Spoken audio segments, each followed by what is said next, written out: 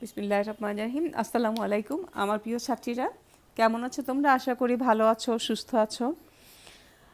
আজকে আমার অনলাইন ক্লাসে আমি স্বাগত জানাচ্ছি ডিগ্রি প্রথম বর্ষের ছাত্রীদের। আমি শবনম আক্তার, সহযোগী অধ্যাপক, রাষ্ট্রবিজ্ঞান বিভাগ, নারায়ণগঞ্জ সরকারি মহিলা কলেজ। আজকে তোমাদের সাথে আমি আলোচনা করব রাষ্ট্রবিজ্ঞানের সংজ্ঞা, প্রকৃতি, পরিধি ও পদ্ধতি। আমরা জানি যে মানুষ প্রকৃতিগতভাবে সামাজিক এবং রাজনৈতিক জীব। সে কোনো না কোনো রাষ্ট্রের অধিবাসী। আর সঙ্গবদ্ধতা হচ্ছে মানুষের স্বাভাবিক ধর্ম, অর্থাৎ পারস্পরিক নির্ভরশীলতার কারণে মানুষ কতগুলো নিয়ম মেনে চলতে বাধ্য হয় এবং সবাই সম্মিলিতভাবে একই ভূখণ্ডে বসবাস করার অনুপ্রেরণা পায়। রাষ্ট্র ছাড়া কোনো মানুষের পক্ষেই সুষ্ঠুভাবে জীবন যাপন করা সম্ভব নয়। তাই প্রখ্যাত গ্রিক দার্শনিক অ্যারিস্টটল বলেছেন, মানুষ মাত্রই রাষ্ট্রীয় জীব। যারা রাষ্ট্রীয় আওতার বাইরে বসবাস করে তাদের স্থান মানব সমাজের উপরে বা নিচে। সুতরাং দেখা যাচ্ছে মানব জীবনের কোনো দিকই রাষ্ট্রীয় নিয়ন্ত্রণের বাইরে নয়। তাই বলা যায় মানুষের রাজনৈতিক জীবনের চরম লক্ষ্য রাষ্ট্রের আনুষ্ঠানিক কাঠামোর মধ্যে নিহিত ছিল। মানুষের মধ্যে রাজনৈতিক জীবনের সূচনা থেকেই রাজনীতি ও রাজনীতিক বিষয়েও চিন্তাভাবনাও বিদ্যমান ছিল। তো আধুনিক রাষ্ট্রবিজ্ঞানের সূচনা আমরা দেখি কবে হয়। আধুনিক রাষ্ট্রবিজ্ঞানের সূচনা হয় পঞ্চদশ শতকে ম্যাকিয়াভেলির সময় থেকে। তো সেই প্রেক্ষিতে আমরা বলতে পারি, শুধু যদি তোমাদের বলা হয় যে রাষ্ট্রবিজ্ঞানের জনককে, তাহলে আমরা কি বলবো? অ্যারিস্টটল। আর রাষ্ট্রবিজ্ঞানের আধুনিক রূপ যে দিয়েছেন, অর্থাৎ আধুনিক রাষ্ট্রবিজ্ঞানের জনক যাকে বলা হয় তিনি হচ্ছেন ম্যাকিয়াভেলি, অর্থাৎ পঞ্চদশ শতকে। বর্তমানে রাষ্ট্রবিজ্ঞানের সামনে নতুন নতুন দিগন্ত উন্মোচিত হচ্ছে। রাষ্ট্রবিজ্ঞান বিশ্বব্যাপী পর্যালোচনা ও মূল্যায়নের বিষয়বস্তুতে পরিণত হয়েছে। তো আমরা এখন আলোচনা করি রাষ্ট্রবিজ্ঞানের সংজ্ঞা। রাষ্ট্রবিজ্ঞান সমাজবিজ্ঞানের এক অন্যতম প্রধান গুরুত্বপূর্ণ শাখা। সমাজবিজ্ঞান গতিশীল, সুতরাং গতিশীল সমাজবিজ্ঞান হিসেবে রাষ্ট্রবিজ্ঞান প্রতিনিয়ত পরিবর্তিত হচ্ছে। কাজেই নির্দিষ্ট সংজ্ঞা নির্দেশ করে রাষ্ট্রবিজ্ঞানের যথার্থ প্রকৃতি ও বিষয়বস্তু সম্পর্কে সম্যক ধারণা লাভ করা খুবই কঠিন ব্যাপার। তো যাই হোক, আমরা আজকে দেখি যে রাষ্ট্রবিজ্ঞানের আমরা শব্দগত অর্থটা বিশ্লেষণ করি।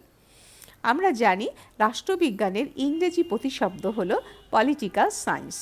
এই পলিটিক্যাল সায়েন্স বা পলিটিক্স গ্রিক শব্দ পলিস থেকে উদ্ভূত হয়েছে, যার অর্থ নগর বা নগর রাষ্ট্র। প্রাচীনকালে গ্রিক এবং রোমে এক একটি নগর ছিল এক একটি রাষ্ট্র। এখন যেমন আমরা বৃহত্তর পরিসরে আমরা রাষ্ট্রকে কল্পনা করি, কিন্তু রাষ্ট্র সৃষ্টির আগে এই যে আমরা বর্তমানে যে আধুনিক রাষ্ট্রে বসবাস করছি, সেই ধারণাটা কিন্তু একদিনে হয়নি। চিন্তা করো, গুহাবাসী মানুষ সমাজ সভ্যতার ক্রমবিকাশের ধারায়, অর্থাৎ সভ্যতার বিবর্তনের ধারাবাহিকতায় আজকে আধুনিক রাষ্ট্রে উপনীত হয়েছে। সুতরাং সেই ধারাবাহিকতাটা একদিনে কিন্তু হয়নি। যুগে যুগে এক একটি সমাজ ব্যবস্থার রূপ পরিবর্তিত হতে হতে আজ আমরা আধুনিক রাষ্ট্রের অবয়ব দেখছি। একসময় মানুষ গুহাবাসী জীবন থেকে আস্তে আস্তে করে কৃষিভিত্তিক অর্থনীতিকে কেন্দ্র করে স্থায়ীভাবে বসবাস করতে শুরু করে, অর্থাৎ একটা ভূখণ্ডকে ঘিরে তৈরি হয় একটা সমাবেশ, অর্থাৎ একটা জনবসতি। এই জনবসতি আস্তে আস্তে করে একটা নগরের রূপ নেয় এবং এই নগরের অর্থাৎ পরিবর্তিত রূপ হচ্ছে আজকের রাষ্ট্র। সুতরাং আমরা যদি রাষ্ট্রকে কল্পনা করতে চাই, তার আগে আমাদের কল্পনা করতে হবে হোয়াট ইজ সিটি স্টেটস, অর্থাৎ নগর রাষ্ট্র কী। সুতরাং আমরা দেখি যে পলিটিক্স কথাটাই এসেছে নগর রাষ্ট্রকে কেন্দ্র করে। এরপরে আমরা দেখি যে সাধারণ যে সংজ্ঞাটা, সনাতন বা সাধারণ ধারণা অনুযায়ী রাষ্ট্রবিজ্ঞান বলতে সেই বিষয়টিকে বোঝায় যা সমাজবদ্ধ মানুষের রাজনৈতিক জীবন নিয়ে আলোচনা করে। অন্যভাবে রাষ্ট্রের উৎপত্তি, প্রকৃতি, উদ্দেশ্য ও কার্যাবলী এরকম বিভিন্ন বিষয়ের মধ্যে আলোচিত হয়, তাকেই রাষ্ট্রবিজ্ঞান বলা যায়। অর্থাৎ এক কথায় আমরা বলতে পারি যে শাস্ত্র বা বিষয় রাষ্ট্র সম্পর্কিত আলোচনা করে, সেটাই রাষ্ট্রবিজ্ঞান। আর রাষ্ট্র তো কোনো একটা ক্ষুদ্র বিষয় না, তাই না? রাষ্ট্র হচ্ছে একটা বিশাল একটা বিষয়। অর্থাৎ এখানে রাষ্ট্রের মধ্যে রাষ্ট্রের পরিধি কী হবে, রাষ্ট্রের অবয়ব কী হবে, রাষ্ট্রের সাথে সম্পর্কিত যে সকল সংগঠন আছে সেই সংগঠনগুলো কী, এবং রাজনীতি এই রাষ্ট্র পরিচালনার জন্য কি নিয়ম নীতি বা আচার আচরণ বা আইন কানুন আছে সেগুলো, অর্থাৎ রাষ্ট্রের সাথে সম্পর্কিত মানুষ থেকে শুরু করে যাবতীয় যা কিছু আছে তার সব কিছু চুলচেরা বিশ্লেষণ আমরা রাষ্ট্রবিজ্ঞানে পেতে পারি।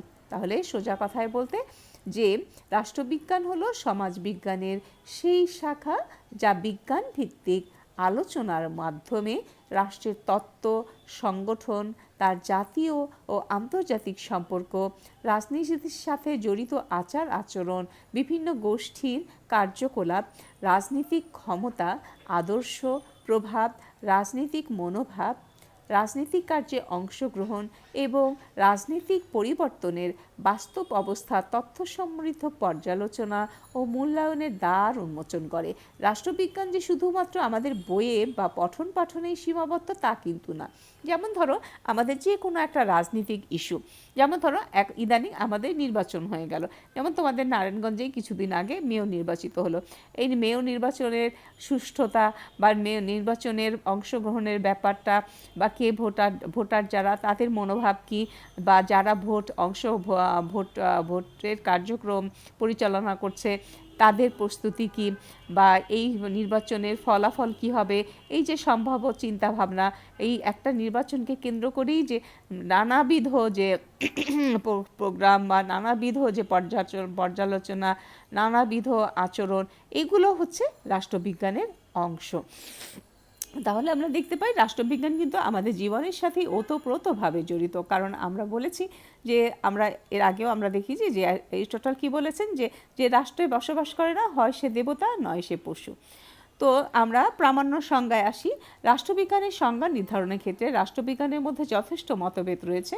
মূলত এই পার্থক্যের কারণেই রাষ্ট্রবিজ্ঞানের একটি সুনির্দিষ্ট, সুস্পষ্ট ও সর্বজনগ্রাহ্য সংজ্ঞা প্রদান করা রাষ্ট্রবিজ্ঞানীদের পথে অদ্যাবধি সম্ভব হয়নি। কারণটা হচ্ছে কি, একদল রাষ্ট্রবিজ্ঞানের একরকম সংজ্ঞা প্রদান করেন, আবার বিপরীতে পরবর্তী পর্যায়ে যারা এসেছেন তারা এটা নিয়ে চুলচেরা বিশ্লেষণ করেন, এর সীমাবদ্ধতা চিহ্নিত করেন এবং আরও নতুন নতুন সংজ্ঞা প্রদানের ক্ষেত্রে সকলে মিলে এটা নিয়ে গবেষণা করছেন। তো আমরা আধুনিক সংজ্ঞায় আমরা দেখি যে আধুনিক যুগের লেখক এবং চিন্তাবিদগণ রাষ্ট্রবিজ্ঞানের সনাতন বা প্রচলিত সংজ্ঞা গ্রহণ না করে রাষ্ট্রবিজ্ঞানকে নতুনভাবে সংজ্ঞায়িত করেছেন। তাদের যুক্তি হলো, রাষ্ট্রকেন্দ্রিক আলোচনা রাজনৈতিক জীবনের গতিশীল চরিত্রকে ব্যাখ্যা করতে পারে না। আধুনিক আচরণবাদী লেখকগণ এ ধারণার প্রবক্তা। তারা রাষ্ট্রবিজ্ঞানের গতানুগতিক ধারণাকে নিতান্ত আনুষ্ঠানিক এবং সংকীর্ণ বলে আখ্যায়িত করে আরও ব্যাপক অর্থে রাষ্ট্রবিজ্ঞানের সংজ্ঞা দেওয়ার চেষ্টা করেছেন। এদের মধ্যে Alan Bond, Robert Dahl, Harold D Lasswell, Abraham Kaplan, David Stone, Laski, Robson প্রমুখ রাষ্ট্রবিজ্ঞানী। তো আমরা তাদের কিছু কিছু সংজ্ঞা একটু আলোচনা করি। যে রবার্ট ডাল বলেন, ক্ষমতা অর্থাৎ পাওয়ার, শাসন, কর্তৃত্ব এর দৃষ্টিকোণ থেকে রাষ্ট্রবিজ্ঞানকে ব্যাখ্যা করলে তার মতে প্রভাবশালী ব্যক্তিরা কিভাবে রাষ্ট্রীয় ক্ষমতাকে ব্যবহার করেন, রাষ্ট্রবিজ্ঞান তারই আলোচনা করে। সুতরাং রাষ্ট্রবিজ্ঞানের আধুনিক ধারণা অনুসারে রাষ্ট্রবিজ্ঞান হলো এমন একটি সামাজিক বিজ্ঞান যেখানে রাষ্ট্র ও রাজনীতিক, দার্শনিক, সাংগঠনিক, প্রশাসনিক প্রসঙ্গ, জাতীয় এবং আন্তর্জাতিক আইন, সাংগঠনিক সম্পর্কের প্রসঙ্গ, বহুবিধ রাজনৈতিক ব্যবস্থার তুলনামূলক প্রসঙ্গের বিজ্ঞানসম্মত আলোচনা এবং পর্যালোচনা করা হয়। সবশেষে রাষ্ট্রবিজ্ঞান সম্পর্কিত উপরিক্ত বিভিন্ন রাষ্ট্রবিজ্ঞানী, লেখক, তাত্ত্বিক এবং দার্শনিকদের সংজ্ঞা বিশ্লেষণ করে রাষ্ট্রবিজ্ঞানের পরিবর্তনশীল পরিধির কথা বিবেচনা করে রাষ্ট্রবিজ্ঞানের একটি ব্যাপকতর সংজ্ঞা প্রদান করা যায়। এক্ষেত্রে বলা যায়, রাষ্ট্রবিজ্ঞান হলো সমাজবিজ্ঞানের সেই শাখা যা বিজ্ঞান ভিত্তিক পদ্ধতিতে রাষ্ট্রের সংগঠন, শাসন প্রণালী, ক্ষমতা, কর্তৃত্ব, ব্যক্তি ও রাষ্ট্রের মধ্যে সম্পর্ক, শ্রেণী ও রাষ্ট্রের সম্পর্ক প্রভৃতি বিষয়ে বিশ্লেষণ এবং তুলনামূলক আলোচনা করা যায়। তাহলে এখন আমরা দেখি যে রাষ্ট্রবিজ্ঞানের বিষয়বস্তু কী। আজকে আমরা রাষ্ট্রবিজ্ঞানের সংজ্ঞা আলোচনা করলাম, এখন আমরা রাষ্ট্রবিজ্ঞানের বিষয়বস্তু নিয়ে কথা বলতে চাই। তো রাষ্ট্রবিজ্ঞানের বিষয়বস্তুর প্রথমত আমরা বলতে পারি রাষ্ট্র সম্পর্কিত সকল বিষয় রাষ্ট্রবিজ্ঞানের পরিধি বা বিষয়বস্তু। প্রাচীন যুগে রাষ্ট্রবিজ্ঞান আলোচনার বিষয়বস্তু ছিল রাষ্ট্রের উৎপত্তি, বিবর্তন, স্বরূপ, আলোচনা, নীতি, আদর্শ, কার্যকলাপ, রাষ্ট্র সম্পর্কিত বিভিন্ন তত্ত্ব, বিভিন্ন রাষ্ট্রীয় সংগঠনের গঠন, কার্যাবলী, পারস্পরিক সম্পর্ক, রাষ্ট্রের প্রতি জনগণের আনুগত্য এবং রাষ্ট্র পরিচালনার কাঠামো। অর্থাৎ রাষ্ট্র পরিচালনা কাঠামো বলতে আমরা বুঝি যে আচ্ছা এই সরকারটা কি গণতান্ত্রিক সরকার হবে, না সমাজতান্ত্রিক হবে, নাকি রাজতান্ত্রিক, কোন ধরনের সরকার এটা, এগুলো নিয়েও রাষ্ট্রবিজ্ঞান আলোচনা করে থাকে। সুতরাং রাষ্ট্রকে নিয়েই রাষ্ট্রবিজ্ঞানের শুরু এবং সমাপ্তি। দ্বিতীয়ত, সরকার ব্যতীত রাষ্ট্রের যেহেতু কল্পনাই করা যায় না, কাজেই রাষ্ট্রের বর্ণনা করতে হলে সরকারের জন্ম, ইতিহাস ও পর্যালোচনা করা আবশ্যক। তাহলে এখানে আমরা দেখি সরকারের অনেক রকমের পদ্ধতি থাকে। এখন আমরা দেখি যে গণতন্ত্রেই রয়েছে দুটো পদ্ধতি, যেমন একটা হচ্ছে রাষ্ট্রপতি শাসিত সরকার, মন্ত্রিপরিষদ শাসিত বা সংসদীয় পদ্ধতির সরকার। আবার আমরা দেখি যে কোথাও সমাজতন্ত্র আছে, যেমন চীনের সমাজতন্ত্র আছে। তাহলে এভাবে আমরা দেখি যে বিভিন্ন বিশ্লেষণের মাধ্যমে আমরা দেখি সরকার পদ্ধতি নিয়েও আলোচনা করা হয়। এরপরে দেখা যাচ্ছে অধ্যাপক আর.এল. গিলক্রাইস্ট রাষ্ট্রবিজ্ঞানের বিষয়বস্তু নির্ধারণ করেন রাষ্ট্র সংক্রান্ত বিভিন্ন ধরনের অনুসন্ধানমূলক কর্মকাণ্ডের মাধ্যমে। এসব অনুসন্ধানমূলক কাজকে রাষ্ট্রের বর্তমান স্বরূপ কেমন হবে, অতীতে রাষ্ট্রের স্বরূপ কেমন ছিল, ভবিষ্যতে রাষ্ট্রের স্বরূপ কেমন হবে, এই তিনটি শ্রেণীতে বিভক্ত করা চলে। অধ্যাপক বার্জেসের মতে রাষ্ট্রবিজ্ঞানের বিষয়বস্তু রাষ্ট্রের সীমানা বৃদ্ধি, প্রতিনিধিত্বশীল সরকার, জাতীয় ঐক্য, সার্বভৌমত্ব ইত্যাদিতে অন্তর্ভুক্ত করেন। অর্থাৎ আমরা রাষ্ট্রের যে বিষয়, রাষ্ট্র সংক্রান্ত অর্থাৎ রাষ্ট্রের সাথে যে সম্পর্কিত বিষয়গুলো, যেমন আমরা একটি রাষ্ট্রকে যদি স্থিতিশীল, রাজনৈতিক স্থিতিশীল হিসাবে দেখতে চাই, তাহলে আমাদের জাতীয় ঐক্য নিয়ে কথা বলতে হবে। রাষ্ট্রের সার্বভৌমত্বের দিক কী কী সেগুলো নিয়ে আমরা আলোচনা করব। অধ্যাপক লাস্কি যেমন বলেছেন যে সুসংগঠিত রাষ্ট্রসমূহের সাথে সংযুক্ত মানব জীবনের সম্পর্কিত অধ্যয়নই হচ্ছে রাষ্ট্রবিজ্ঞান। রাষ্ট্রবিজ্ঞান অতীত এবং বর্তমান নিয়েও আলোচনা করে, অর্থাৎ রাষ্ট্র সম্পর্কিত, মানুষের না, রাষ্ট্রের ইতিহাস, অর্থাৎ রাষ্ট্র অতীতে কেমন ছিল, রাষ্ট্র কীভাবে উৎপত্তি হয়েছে, রাষ্ট্রের বর্তমান রূপ কী, রূপরেখা কী, তো এগুলো বিষয় নিয়েও আলোচনা করে। এরপর আমরা দেখি রাজনৈতিক তত্ত্ব। রাষ্ট্রের বাস্তবসম্মত আলোচনাকে রাজনৈতিক তত্ত্ব বলা যায়। রাজনৈতিক তত্ত্বের কতগুলো মৌলিক ধারণা রাষ্ট্রবিজ্ঞানের অন্তর্ভুক্ত বিষয় হিসাবে গণ্য। যেমন আমরা দেখি সার্বভৌমত্ব, আইন, স্বাধীনতা, সাম্য, ক্ষমতার ভারসাম্য, ন্যায় বিচার, জাতীয়তাবাদ, এগুলো রাষ্ট্রবিজ্ঞানের আলোচনার বিষয়। রাজনৈতিক সংগঠন বা প্রতিষ্ঠান, যেমন আমরা আজকে রাষ্ট্রবিজ্ঞানে আমরা আলোচনা করি সরকারের শ্রেণীবিভাগ, রাজনৈতিক দল, চাপ সৃষ্টিকারী গোষ্ঠী, স্বার্থকামী গোষ্ঠী, নির্বাচক মণ্ডলী, এই সব কিছু নিয়ে আমাদের যে রাজনৈতিক সংগঠনগুলো গড়ে ওঠে সেগুলো নিয়েও রাষ্ট্রবিজ্ঞান আলোচনা করে। এরপরে দেখা যায় রাজনৈতিক ঘটনাবলী এবং মূল্যবোধ। রাজনৈতিক মূল্যবোধও রাষ্ট্রবিজ্ঞানের আলোচনার বিষয়। এরপরে আমরা দেখি রাজনৈতিক আচরণ। রাষ্ট্রবিজ্ঞানীরা মানুষের রাজনৈতিক আচরণ সম্পর্কে ব্যাখ্যা দিতে এবং সে সম্পর্কে ভবিষ্যৎবাণীও করতে পারে। কিভাবে নির্দিষ্ট রাজনৈতিক পরিস্থিতি ও প্রভাবের ফলে মানুষের প্রতি মানুষ সাড়া দেয় তা রাষ্ট্রবিজ্ঞান বিশ্লেষণ করে। আইনানুগ প্রক্রিয়া। রাষ্ট্রবিজ্ঞান আইনানুগ প্রক্রিয়া নিয়ে আলোচনা করে, যেমন আইনের ব্যাখ্যা কিভাবে দেওয়া হয়, আইনের প্রয়োগ কিভাবে হবে, কিভাবে বিদ্যমান অরাজকতায় যে কিভাবে আইন প্রয়োগ করলে কিভাবে সুবিধা পাওয়া যাবে, এগুলো নিয়েও রাষ্ট্রবিজ্ঞান আলোচনা করে। এরপর আমরা দেখি বিচার বিভাগীয় প্রক্রিয়া, সেগুলো বিচার বিভাগের কার্যক্রম, বিচার বিভাগ কতটা কিভাবে স্বাধীন হবে, কিভাবে স্বাধীন হলে সে যথাযথভাবে বিচার প্রক্রিয়া করে রাষ্ট্রকে একটা সমুন্নত বা রাষ্ট্রকে সুসংহত করতে পারে, রাষ্ট্রের মধ্যে বিশৃঙ্খলা দূর করতে পারে, সেগুলো নিয়েও রাষ্ট্রবিজ্ঞান আলোচনা করে। এরপরে আছে প্রশাসনিক সংগঠন বা লোক প্রশাসন। সরকারি নীতি বাস্তবায়ন করাই হচ্ছে লোক প্রশাসনের কাজ। লোক প্রশাসন লোক প্রশাসনকে রাষ্ট্রবিজ্ঞানের অন্তর্ভুক্ত বিষয়, কারণ এটি রাজনীতির অংশবিশেষ। এরপর আমরা দেখি রাজনৈতিক উন্নয়ন। রাজনৈতিক উন্নয়ন হচ্ছে আজকের বিশ্বে, চলমান বিশ্বের সবচেয়ে গুরুত্বপূর্ণ বিষয়। মানুষ সবাই, প্রত্যেকটা রাষ্ট্রই তার বিদ্যমান অবস্থা থেকে আরও আধুনিক পর্যায়ে উপনীত হওয়ার চেষ্টা করে।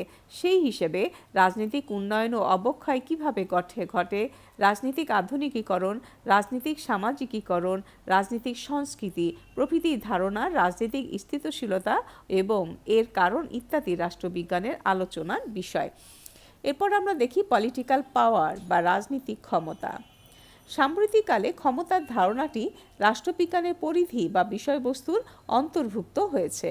ক্ষমতা এমন এক প্রকার দক্ষতা নির্দেশ করে যার মাধ্যমে ব্যক্তি তার স্বপক্ষে স্বীয় স্বার্থ রক্ষার্থে বিভিন্ন বিষয়ের দিকে প্রভাবিত করে। অনেক রাষ্ট্রবিজ্ঞানী রাজনৈতিক ক্ষমতাকে রাষ্ট্রবিজ্ঞানের কেন্দ্রস্থল বলে মনে করেন এবং এটা মনে করার মধ্যেও যৌক্তিকতা রয়েছে। দ্বন্দ্ব এবং মতানৈক্য। কিভাবে রাষ্ট্রের মধ্যকার দ্বন্দ্ব এবং মতানৈক্য নিয়ে দূর করে রাষ্ট্রকে একটি স্থিতিশীলতার মধ্যে আনয়ন করতে পারে, সে সম্পর্কেও রাষ্ট্রবিজ্ঞান আলোচনা করে। তুলনামূলক রাজনীতি হচ্ছে অত্যন্ত গুরুত্বপূর্ণ একটি বিষয়। রাষ্ট্রবিজ্ঞানীরা দুই বা ততোধিক রাষ্ট্রের রাজনৈতিক ব্যবস্থা আলোচনা করে কোনো নির্দিষ্ট রাজনৈতিক ব্যবস্থা সম্পর্কে কতগুলো সিদ্ধান্তে উপনীত হন এবং সে সবই রাষ্ট্রবিজ্ঞানের গুরুত্বপূর্ণ বিষয়। এছাড়া আছে আন্তর্জাতিক বিশ্ব। বিজ্ঞান এবং প্রযুক্তির কারণে সারা বিশ্ব আজ এক ইউনিটে, একটি প্ল্যাটফর্মে এসে দাঁড়িয়েছে। বিজ্ঞান এবং প্রযুক্তির মাধ্যমে আমাদের দূরত্ব আজকে নেই বললেই চলে। মুহূর্তের মধ্যে আমরা এক দেশ আরেক দেশ সম্পর্কে জানতে পারি, আমরা মেলাতে পারি। আমাদের এই যে রাষ্ট্রীয় বা আন্তর্জাতিক বন্ধন, এই বন্ধনকে সুদৃঢ় করা যায় কিভাবে আমাদের মধ্যকার দ্বন্দ্ব দূর করে আমরা পারস্পরিক আদান প্রদানের মাধ্যমে আমরা আরও সমৃদ্ধ হতে পারি, তার চুলচেরা বিশ্লেষণও রাষ্ট্রবিজ্ঞান করে থাকে। সুতরাং উপরোক্ত আলোচনার প্রেক্ষিতে বিচার বিশ্লেষণ করে বলা যায়, রাষ্ট্রবিজ্ঞানের আলোচনা ক্ষেত্র শুধু যে ব্যাপক তাই নয়, দিন দিন তা ব্যাপক থেকে ব্যাপকতর হচ্ছে। তো আজকে এতটুকুই থাকলো রাষ্ট্রবিজ্ঞান এবং রাষ্ট্রবিজ্ঞানের আলোচনার বিষয়বস্তু আজকে পড়ালাম। নেক্সট ক্লাসে তোমাদের সাথে আবার দেখা হবে। সুস্থ থাকো, ভালো থাকো, স্বাস্থ্যবিধি মেনে চলো। ইনশাল্লাহ আজ আমরা সশরীরে ক্লাস করতে পারবো। সবাইকে ধন্যবাদ।